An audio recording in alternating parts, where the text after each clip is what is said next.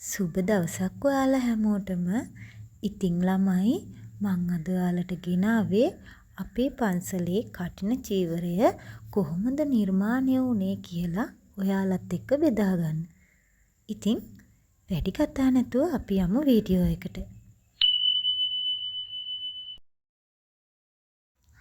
ඉතින් ළමයි මේ කඨින චීවරය මහද්දි හැමෝටම වගේ අඟල අඟල වුණත් මහන්න පන්සලේ හිටපු හැමෝටම දුන්නා.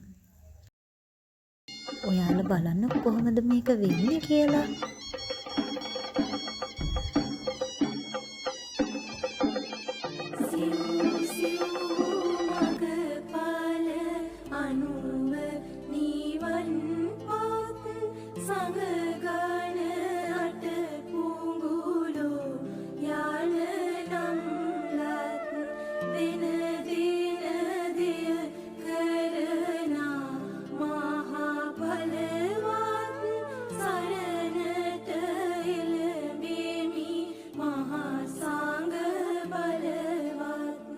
මහතාසාය මහත්මියගේ නිවසට හේවිසි නාද මැදේ සප්ත පූජා මැදේ අද හවස එහි වැඩමවීමට නියමිත බවයි විහාරස්ථානයේ සහ එම දේවාලයේ පිරිස සංඝරත්නය ලොකුවන්තුනි මහත්තයලා ගන්නාන්නේ.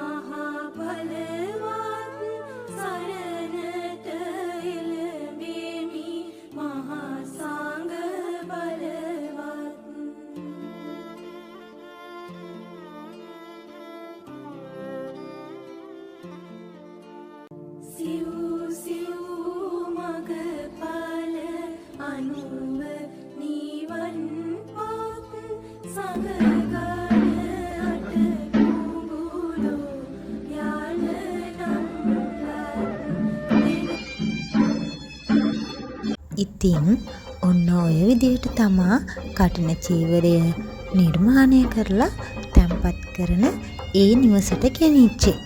ඉතින් වීඩියෝ එක හොඳයි නම් ලයික් කරලා කමෙන්ට් එකක් දාන්න. අමතක නොකර තවත් කෙනෙක්ට බලන්න ෂෙයා කරන්න.